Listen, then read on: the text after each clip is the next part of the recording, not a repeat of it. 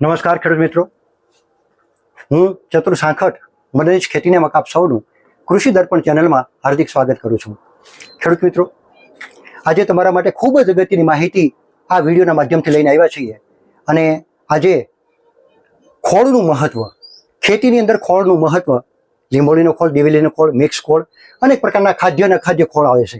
એનું આજે જમીનમાં ખૂબ જ મહત્વ વધી ગયું છે, કારણ કે સેન્દ્રીય કાર્બનનું પ્રમાણ દિવસે દિવસે ઘટતું જાય છે. જમીન જૈવિકતા ગુમાવતી જાય છે. આવા સમયે આપણે આજે એવા પ્રગતિશીલ ખેડૂત સાથે આપણે ચર્ચા કરવાની છે અને વાત કરવાની છે કે આજે ટૂંકમાં આ દિવેલી ખોળ, લીંબોળીનો ખોળ અને મિક્સ ખોળ એનું ખૂબ સારું એવું વેચાણ કરીને ખેડૂતોને એ સારા ભાવે ટૂંકમાં રિઝનેબલ ભાવે ટૂંકમાં એના ખેતર સુધી પહોંચાડવાનું કામ કરી રહ્યા છે. અને એ ખેડૂતનું નામ છે વિઠ્ઠલભાઈ વસોયા, જેમનું ગામ છે ઘોઘાવદર, તાલુકો ગોંડલ અને જિલ્લો રાજકોટ છે. વિઠ્ઠલભાઈ ખૂબ જ પ્રગતિશીલ ખેતી કરી રહ્યા છે. આજે પ્રાકૃતિક ખેતી સાથે જૈવિક ખેતી કરતા હોય, સજીવ ખેતી કરતા હોય, ઓર્ગેનિક ફાર્મિંગ કરતા હોય, તો એવા ખેડૂતો માટે પણ ટૂંકમાં એનો હેતુ એવો છે કે કોઈ પણ ભોગે ધરતી માતા તંદુરસ્ત બને અને તંદુરસ્ત ધરતી માતા તંદુરસ્ત ઉત્પાદન આપી શકે અને એના થકી જ ખેડૂત છે એ પગભર થઈ શકે, આત્મનિર્ભર બની શકે અને ખેડૂત સ્વાવલંબી બની શકે. એના માટેના વિઠ્ઠલભાઈ ખૂબ સારા એવા પ્રયત્ન કરી રહ્યા છે. તો વિઠ્ઠલભાઈ, તમારું પણ કૃષિ દર્પણ ચેનલમાં સ્વાગત કરીએ છીએ અમે. અને આપણે ખેડૂત મિત્રો, આપણે વિઠ્ઠલભાઈ 14 વર્ષથી તો અળસિયા સાથે જોડાયેલા છે. અળસિયાને પરિવાર બનાવી દીધો છે. એની સાથે આજે વિવિધ પ્રકારના ખોળ પણ જમીનમાં ખૂબ જરૂરી છે. ખેડૂત મિત્રો, દિવસે ને દિવસે જમીનની અંદર રોગોનું પ્રમાણ એટલું બધું વધતું જાય છે કે જેને કારણે જ્યારે પણ ઉત્પાદન મળવાનો આવે, પાક તૈયાર થાય એ સમય ટૂંકમાં એટલા બધા રોગો આવી જાય છે. એને કારણે ખેડૂતોને ખેતી ખર્ચ ખૂબ વધતો જાય છે. તો આવા સમયે ખેડૂતોનો ખેતી ખર્ચ કેમ ઘટાડી શકીએ, જમીનને લાંબા સમય સુધી કઈ રીતે તંદુરસ્ત રાખી શકીએ, એના માટે વિઠ્ઠલભાઈ વિવિધ પ્રકારના ખોળનું વેચાણ કરે છે પોતે. તો આપણે વિઠ્ઠલભાઈ પાસેથી વિવિધ પ્રકારના જે ખોળનું વેચાણ કરે છે એ ખોળ વિશે માહિતી આપણે મેળવીશું. તો વિઠ્ઠલભાઈ, અમારા ખેડૂત મિત્રોને જણાવો કે તમે કયા કયા પ્રકારના ખોળનું વેચાણ કરો છો અને ખોળનું મહત્વ શું રહેલું છે ખેતીમાં, એ વિશે જણાવવા વિનંતી છે. જય જવાન જય કિસાન. કૃષિ જીવંત વર્મી કમ્પોસ્ટ તાલીમ કેન્દ્ર.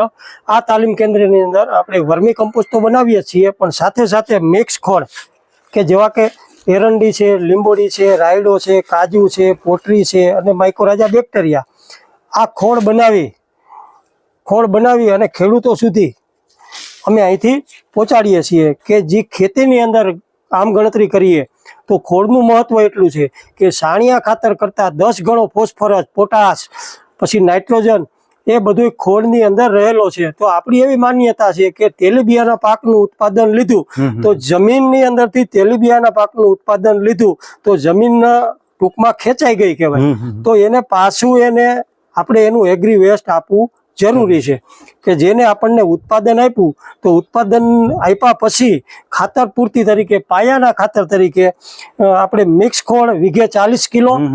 મિક્સ ખોળની અંદર ઘણા ખેડૂતોને ક્યાં ખાતર વાપરવા એની ના ખબર હોય કે ભાઈ મગફળીની અંદર આમ ગણતરી કરીએ તો ડીએપી વાપરવાનું જ ના હોય, બરોબર છે. તો એની જગ્યાએ મિક્સ ખોળ વાપરીએ, એના ભેગું એસએસપી વાપરીએ, એવા ખાતરો વાપરી અને ખેડૂતો મગફળીની અંદર અથવા તો કપાસની અંદર, બાગાયતની અંદર, લીંબુની અંદર, દાડમની અંદર અને સારા એવા પરિણામ મેળવી શકતા હોય છે. કે અમારું આ તાલીમ કેન્દ્ર છે, આમ ગણતરી કરીએ તો કૃષિ જીવંત વર્મી કમ્પોસ્ટ તાલીમ કેન્દ્ર છે, પણ આ જગ્યા ઉપરથી લીંબોડીનું તેલ છે, માઇકોરાજા બેક્ટેરિયા છે, મિક્સ ખોળ છે, એરંડીનો ખોળ છે, દિવેલાઈનો ખોળ છે, અલગથી જોઈતો હોય, કોઈને મરઘાની ચરકનો ઉપયોગ કરવો હોય તો એ જોતું હોય, ચૂનો જોતો હોય, પ્રાકૃતિક ખેતી કરવા માટેના બધા આયામો અહીંયા રાખેલા છે.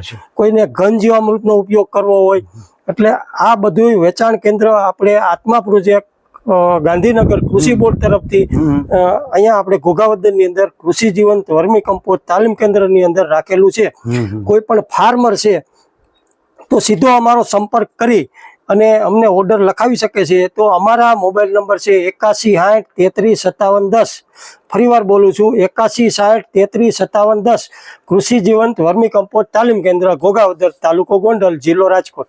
વાહ ખેડૂત મિત્રો, વિઠ્ઠલભાઈ ખૂબ સરસ માહિતી આપી છે. ખેડૂત મિત્રો, તમારે જો કાંઈ ખેતીમાં નફાકારક ખેતી કરવી હોય, જો ખેતીથી તમે થાકી ગયા હોય, ગમે એટલું ટૂંકમાં રાસાયણિક ખાતરો નાખવા છતાં તમને ઉત્પાદન ન મળતું હોય, ખેતી ખર્ચ વધતો હોય, તો આવા સમયે દિવેલીનો ખોળ, લીંબોળીનો ખોળ એક વખત તમે થોડાક પણ પડાની અંદર તમે નાખી અને પ્રયોગ તમે કરી જોજો પાયાના ખાતર તરીકે. જ્યારે પણ તમારે વાવણી કરવાની થાય એના પહેલા વધુ વાવણી કરતા પહેલા 10 થી 15 દિવસ પહેલા જમીનમાં યોગ્ય રીતે મિક્સ કરી અને જો મિક્સ કરી દેશો અને પછી જો તમે વાવેતર કરશો તો તમને આને લીધે ટૂંકમાં જે મગફળીમાં કપાસમાં જે સુકારાના પ્રશ્નો આવે છે, મૂળ ખાઈના રોગોનો પ્રશ્ન આવે છે, જે ધરુ કોહવાનો પ્રશ્ન આવે છે, તો એવા ઘણા બધા જમીનજન્ય રોગો છે એમાં તમને ખૂબ રાહત મોટી થઈ છે. તો ખેડૂત મિત્રો, તમે વિઠ્ઠલભાઈ જે નંબર આપ્યો છે એમનો નંબર તમે નોંધી લેજો અને તમને જ્યાં પણ જરૂર પડે ત્યાં આ નંબરમાં તમે ફોન કરીને વધુ માહિતી મેળવી શકો છો. ખેડૂત મિત્રો, જો તમારે ખરેખર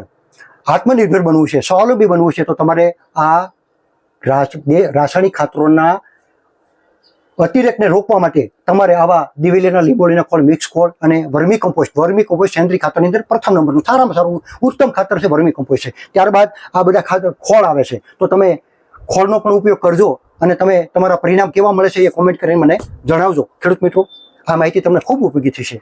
આપણે સૌ સાથે મળી અને ખેડૂતને આત્મનિર્ભર બનાવીએ, ધરતી માતાને તંદુરસ્ત બનાવીએ, એ અભિયાનમાં તમે પણ જોડાવ એવી વિનંતી સાથે આ વિડીયો માહિતી અહીં પૂર્ણ કરી છે. વિઠ્ઠલભાઈ, આપનો ખૂબ ખૂબ આભાર અને દર્શક મિત્રો તમારો પણ ખૂબ ખૂબ આભાર. જય જવાન, જય કિસાન, વંદે માતરમ ખેડૂત મિત્રો.